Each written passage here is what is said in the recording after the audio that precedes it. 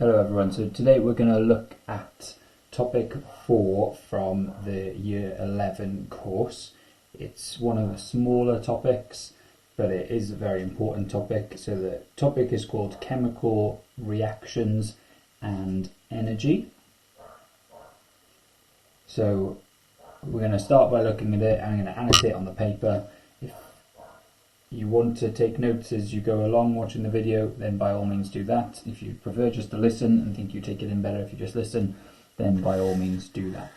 At the end of the video then I'll set some questions based on the theory that we've talked about. So there's two types of reactions that can happen. There's reactions where things will get hotter. So if I was to do the reaction, and I had a thermometer in there, so here's my reaction, I've got a thermometer in there. If I do the reaction, the temperature of the thermometer goes up. So that's one type of reaction. The other type of reaction is when things get colder. So this one, if I was to do the reaction, the temperature of the thermometer would go up. If in this one I was to do the reaction, the temperature of the thermometer would go down. Now, these reactions have fancy names. So a reaction that the temperature that gets hotter for is called an exothermic reaction. We'll talk about why it's named that in a bit, but it's called an exothermic reaction. And a reaction where the temperature of the thermometer goes down is called an endothermic reaction.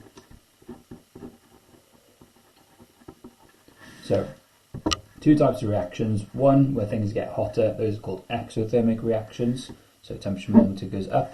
One where the thermometer gets colder, so they are called endothermic reactions. So we'll have a little look in a bit more detail about these reactions now. So if I was to magnify my container, so again it's got a thermometer in it,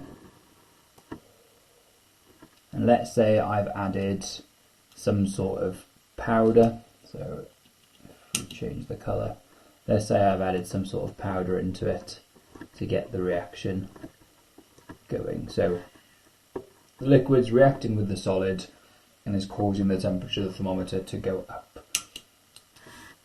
Now, why does that happen? So we need to talk about two concepts. One is the surroundings, and the other is the reaction mixture. So what is the reaction mixture? The reaction mixture is the liquid, so the liquid, and also the solid, so the actual chemicals that are reacting. The surroundings are then everything else that isn't part of the reaction mixture. So it would be the beaker, it would be the thermometer, and also the air. So if I put in brackets here, the air that's around it.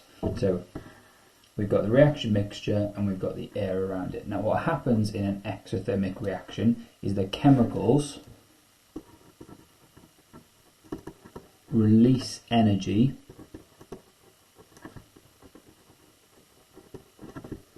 to the surroundings. So the chemicals have got a certain amount of energy stored in them, and what they do is they release that energy to the surroundings. So they release the energy to the beaker, the thermometer, and the air. The beaker will get hotter, so if you were holding it, it would get warm. The thermometer temperature increases and the air also gets hotter. So the chemicals release energy to the surroundings and the chemicals lose energy.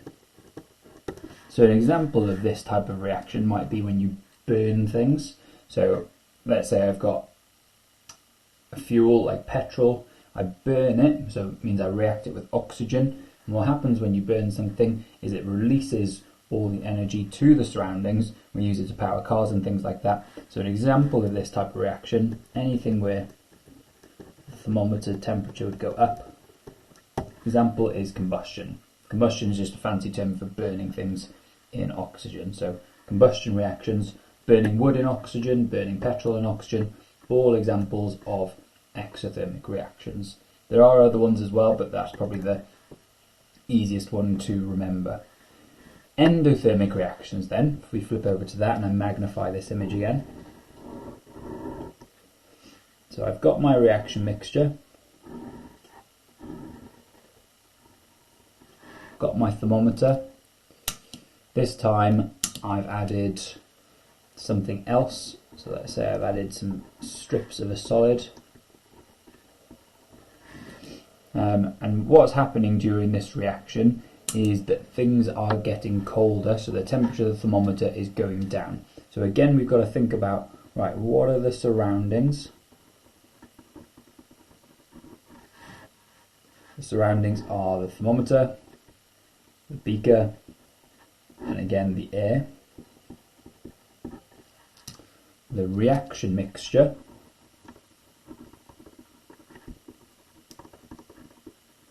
is the liquid and also the solid that I've added to the liquid. So in an exothermic reaction, the chemicals release energy to the surroundings. In an endothermic reaction, the chemicals take in energy from the surroundings. So they do the opposite.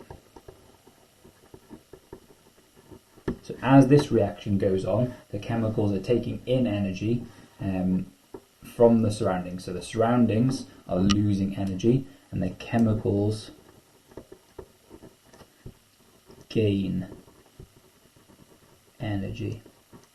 Now if the surroundings are losing energy, that means the thermometer is losing energy, that means the beaker is losing energy, and also the air is losing energy to the chemicals, and these three things are therefore getting colder. So temperature of surroundings